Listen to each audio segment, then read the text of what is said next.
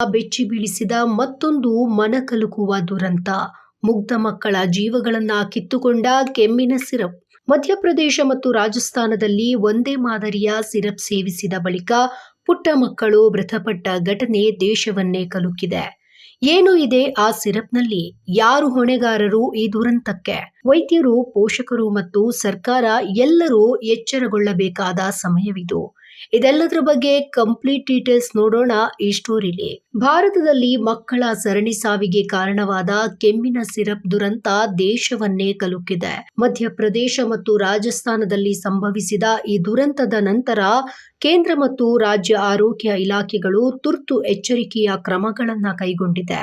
2 ವರ್ಷಕ್ಕಿಂತ ಕಡಿಮೆ ವಯಸ್ಸಿನ ಮಕ್ಕಳಿಗೆ ಶೀತ ಕೆಮ್ಮಿನ ಸಿರಪ್ ನೀಡಬಾರದು ಎಂಬ ಗೈಡ್ಲೈನ್ ಈಗಾಗಲೇ ಕೇಂದ್ರ ಸರ್ಕಾರದಿಂದ ಹೊರಬಿದ್ದಿದ್ದು, ಅದರ ಬೆನ್ನಲ್ಲೇ ಕರ್ನಾಟಕ ಆರೋಗ್ಯ ಇಲಾಖೆ ಕೂಡ ಸಾರ್ವಜನಿಕರಿಗೆ ಎಚ್ಚರಿಕೆ ನೀಡಿದೆ. ರಾಜ್ಯ ಸರ್ಕಾರ ಕೂಡ ಮಕ್ಕಳಿಗೆ ಕೊಡುವಂತಹ ಸಿರಪ್ ಬಗ್ಗೆ ಗೈಡ್ಲೈನ್ಗಳನ್ನ ನೀಡಿದ್ದು, ಪೋಷಕರಿಗೆ ಎಚ್ಚರಿಕೆ ಕೊಟ್ಟಿದೆ. ರಾಜ್ಯ ಆರೋಗ್ಯ ಸಚಿವ ದಿನೇಶ್ ಗುಂಡೂರಾವ್, ಯಾರೂ ಆತಂಕ ಪಡಬೇಕಾಗಿಲ್ಲ. ಕರ್ನಾಟಕದಲ್ಲಿ ಬೇರೆ ರಾಜ್ಯಗಳಲ್ಲಿ ಸಾವಿಗೆ ಕಾರಣವಾದ ಸಿರಪ್ ಪತ್ತೆಯಾಗಿಲ್ಲ. ಆದರೂ 5 ವರ್ಷದೊಳಗಿನ ಮಕ್ಕಳಿಗೆ ಯಾವುದೇ ಔಷಧಿ ಅಥವಾ ಸಿರಪ್ ನೀಡುವ ಮೊದಲು ಪೋಷಕರು ವೈದ್ಯರ ಸಲಹೆಯನ್ನ ಪಡೆಯಬೇಕು. ರಾಜ್ಯದಲ್ಲಿ ಈಗಾಗಲೇ ಎಲ್ಲಾ ಕಂಪನಿಗಳ ಕೆಮ್ಮಿನ ಸಿರಪ್ ಮಾದರಿಗಳನ್ನು ಸಂಗ್ರಹಿಸಿ ಪ್ರಯೋಗಾಲಯಗಳಲ್ಲಿ ಪರೀಕ್ಷೆಗೆ ಒಳಪಡಿಸಲಾಗ್ತಾ ಇದೆ. ಕೇಂದ್ರ ಸರ್ಕಾರದ ನಿರ್ದೇಶನದಂತೆ ಯಾವುದೇ ಔಷಧವನ್ನ ಮಾರುಕಟ್ಟೆಗೆ ಬಿಡುವ ಮೊದಲು ಅದರ ಕಚ್ಚಾ ವಸ್ತುಗಳ ಸುರಕ್ಷತಾ ಪ್ರಮಾಣ ಪತ್ರವನ್ನ ಕಡ್ಡಾಯಗೊಳಿಸಲಾಗಿದೆ ಎಂದಿದ್ದಾರೆ. ಮಧ್ಯಪ್ರದೇಶದ ಚಿಂದ್ವಾರ ಜಿಲ್ಲೆಯಲ್ಲಿ ನಡೆದ ದುರಂತದಲ್ಲಿ 12 ಮಕ್ಕಳು ಮತ್ತು ದೇಶದ ಬೇರೆ ಭಾಗಗಳಲ್ಲಿ ಒಟ್ಟು 20 ಮಕ್ಕಳು ಸಾವನ್ನಪ್ಪಿದ್ದಾರೆ. ವೈದ್ಯರು ನೀಡಿದ್ದ ಕೋಲ್ಡ್ರಿಫ್ ಹಾಗೆ ರೆಸ್ಪಿಫ್ರೆಶ್ ಟಿಆರ್ ಮತ್ತು ರಿಲೈಫ್ ಎಂಬ ಸಿರಪ್ ಸೇವನೆಯ ನಂತರ ಮಕ್ಕಳು ತೀವ್ರವಾಗಿ ಅಸ್ವಸ್ಥರಾಗಿ ಕೆಲವೇ ಗಂಟೆಗಳಲ್ಲಿ ಕಿಡ್ನಿ ವೈಫಲ್ಯದಿಂದ ಮೃತಪಟ್ಟಿದ್ದಾರೆ ಎಂದು ವರದಿಯಾಗಿದೆ. ಈಗಾಗಲೇ ವಿಷಕಾರಿ ಕೆಮ್ಮಿನ ಸಿರಪ್ ಸೇವಿಸಿ 20ಕ್ಕೂ ಹೆಚ್ಚು ಮಕ್ಕಳು ಸಾವನ್ನಪ್ಪಿದ ಪ್ರಕರಣಕ್ಕೆ ಸಂಬಂಧಿಸಿದಂತೆ ಕೇಂದ್ರ ಸರ್ಕಾರವು ಕೆಮ್ಮಿನ ಸಿರಪ್ ತಯಾರಿಸುವ ಕಂಪನಿಗಳ ಮೇಲೆ ಕಠಿಣ ಕ್ರಮವನ್ನ ಕೈಗೊಂಡಿದೆ. 3 ಕಂಪನಿಗಳ ಸಿರಪ್ ಬ್ಯಾನ್ ಆಗಿದೆ. ಕೋಲ್ಡ್ರಿಫ್, ರೆಸ್ಪಿಫ್ರೆಶ್ ಟಿಆರ್ ಮತ್ತು ರಿಲೈಫ್ ಎಂಬ 3 ಕೆಮ್ಮಿನ ಸಿರಪ್ಗಳನ್ನು ಮಾರುಕಟ್ಟೆಯಿಂದ ಹಿಂಪಡೆದು ಅವುಗಳ ತಯಾರಿಕೆಯನ್ನ ನಿಲ್ಲಿಸುವಂತೆ ಆದೇಶಿಸಿದೆ. ತನಿಖೆಯ ನಂತರ ಈ ಸಿರಪ್ಗಳಲ್ಲಿ ವಿಷಕಾರಿ ರಾಸಾಯನಿಕವಾದ ಡೈಥಿಲಿನ್ ಗ್ಲೈಕಾನ್ ಅನ್ನುವಂತಹ ಅಂಶ ಅತಿಯಾದ ಪ್ರಮಾಣದಲ್ಲಿದೆ ಎನ್ನುವುದು ಪತ್ತೆಯಾಗಿದೆ. ಇದು ಸಾಮಾನ್ಯವಾಗಿ ಆಂಟಿಫ್ರೀಸ್ ಮತ್ತು ಕೈಗಾರಿಕಾ ಉತ್ಪನ್ನಗಳಲ್ಲಿ ಬಳಸಲಾಗುವ ದ್ರವವಾಗಿದೆ.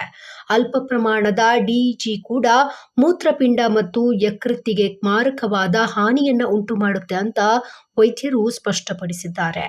ಈ ಘಟನೆಯ ಪ್ರಮುಖ ಆರೋಪಿಯಾಗಿರುವಂತಹ ಶ್ರೇಯಸ್ ಫಾರ್ಮಾ ಕಂಪನಿಯ ಮಾಲೀಕ ರಂಗನಾಥನ್ ಗೋವಿಂದನ್ ಅವರನ್ನ ಮಧ್ಯಪ್ರದೇಶ ಪೊಲೀಸರು ಚೆನ್ನೈನಲ್ಲಿ ಬಂಧಿಸಿದ್ದಾರೆ.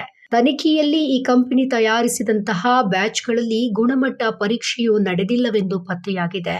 ಕಂಪನಿಯ ನಿಯಮಾನುಸಾರ ಪ್ರತಿಯೊಂದು ಬ್ಯಾಚ್ ಅನ್ನ ಪರಿಶೀಲನೆಗೆ ಒಳಪಡಿಸಬೇಕಾದರೂ ಅದು ತಪ್ಪಿಸಲಾಗಿದೆ.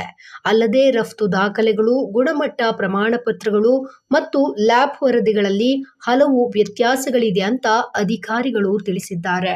ವಿಶ್ವ ಆರೋಗ್ಯ ಸಂಸ್ಥೆಯು ಈ ಘಟನೆಯನ್ನ ಗಂಭೀರವಾಗಿ ಪರಿಗಣಿಸಿ ಭಾರತದ ಆರೋಗ್ಯ ಇಲಾಖೆಯಿಂದ ಸಂಪೂರ್ಣ ವರದಿ ಕೇಳಿದೆ. ಈ ಸಿರಪ್ಗಳನ್ನು ಬೇರೆ ದೇಶಗಳಿಗೆ ರಫ್ತು ಮಾಡಲಾಗಿದೆಯಾ ಎಂಬ ಪ್ರಶ್ನೆಗೆ ಸ್ಪಷ್ಟತೆ ಸಿಗುವವರೆಗೂ ಜಾಗತಿಕ ವೈದ್ಯಕೀಯ ಎಚ್ಚರಿಕೆ ಹೊರಡಿಸಲಾಗುವುದಿಲ್ಲ ಎಂದು WHO ಹೇಳಿದೆ.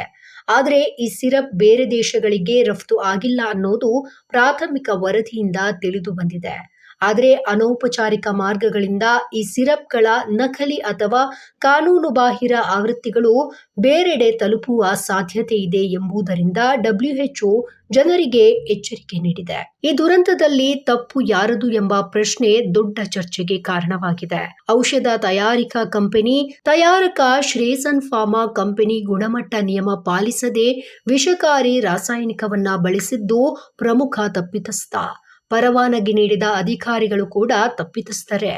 ಔಷಧ ನಿಯಂತ್ರಣ ಇಲಾಖೆಯ ಕೆಲವು ಅಧಿಕಾರಿಗಳು ಪರೀಕ್ಷೆ ನಡೆಸದೆ ಅನುಮೋದನೆ ನೀಡಿರುವುದು ಗಂಭೀರ ನಿರ್ಲಕ್ಷ್ಯ. ಅಲ್ಲದೆ ಮೆಡಿಕಲ್ ಸ್ಟೋರ್ ಮಾಲೀಕರು ಕೂಡ ಹೊಣೆಗಾರರೇ. ಸಿರಪ್ ಮಾರಾಟಿಸುವಾಗ ಬ್ಯಾಚ್ ನಂಬರ್ ಮತ್ತು ಸುರಕ್ಷತಾ ಪ್ರಮಾಣ ಪತ್ರ ಪರಿಶೀಲಿಸದಿರುವುದು ಕೂಡ ತಪ್ಪೆ. ಜೊತೆಗೆ ಪೋಷಕರ ಅಜಾಗರೂಕತೆ ಕೂಡ ಕಾರಣ. ವೈದ್ಯರ ಸಲಹೆ ಇಲ್ಲದೆ ಸಿರಪ್ ಕೊಡುವ ಪೋಷಕರು ಭಾಗಶಃ ಹೊಣೆಗಾರರು ಅಂದ್ರೂ ಕೂಡ ತಪ್ಪಾಗೋದಿಲ್ಲ.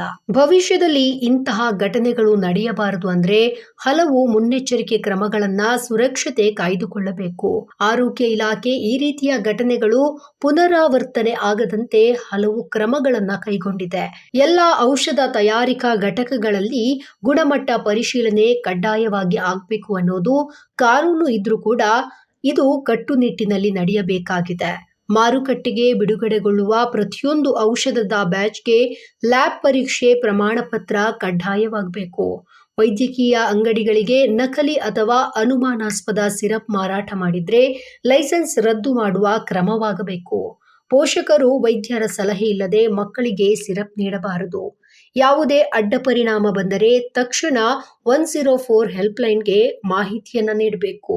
ಔಷಧ ತಯಾರಿಕಾ ನಿಯಮ ಉಲ್ಲಂಘನೆಗೆ ಡ್ರಗ್ಸ್ ಅಂಡ್ ಕಾಸ್ಮೆಟಿಕ್ ಆಕ್ಟ್ 194ನ ಅಡಿಯಲ್ಲಿ ಕಠಿಣ ಶಿಕ್ಷೆ ಇದೆ. ದೋಷಿ ತಯಾರಕರಿಗೆ ಜೀವಾವಧಿ ಶಿಕ್ಷೆ ಅಥವಾ 10 ಲಕ್ಷದವರೆಗೆ ದಂಡವನ್ನ ವಿಧಿಸಬಹುದು. ಪರವಾನಗಿ ನೀಡಿದ ಅಧಿಕಾರಿಗಳು ಅಥವಾ ಮಾರಾಟಗಾರರು ನಿರ್ಲಕ್ಷ್ಯ ತೋರಿದರೆ ಅವರಿಗೂ ಕ್ರಿಮಿನಲ್ ಪ್ರಕರಣ ದಾಖಲಾಗಲಿದೆ.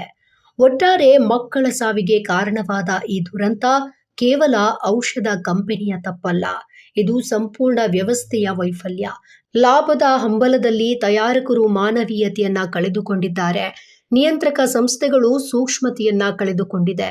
ಇಂತಹ ಘಟನೆಗಳು ಮರುಕಳಿಸದಂತೆ ಕಾನೂನು ಬಲಪಡಿಸುವುದು, ತಯಾರಕರಿಗೆ ಕಟ್ಟುನಿಟ್ಟಿನ ಪರೀಕ್ಷೆ ವಿಧಿಸುವುದು ಮತ್ತು ಪೋಷಕರಿಗೆ ಅರಿವು ಮೂಡಿಸುವುದು ಈಗ ಅತ್ಯವಶ್ಯಕವಾಗಿದೆ.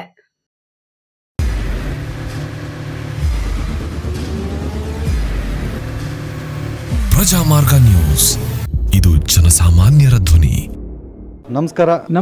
ನೀವು ನೋಡ್ತಾ ಇದ್ದೀರಾ ಪ್ರಜಾಮಾರ್ಗ ನ್ಯೂಸ್. ರಾಷ್ಟ್ರದ ರಾಜ್ಯದ ರಾಜಕೀಯದ ಬಗ್ಗೆ ಹೆಚ್ಚಿನ ಸಿನಿಮಾ ಅಪ್ಡೇಟ್ಗಳಿಗಾಗಿ ಫಸ್ಟ್ ಲೈಕ್ ಮಾಡಿ.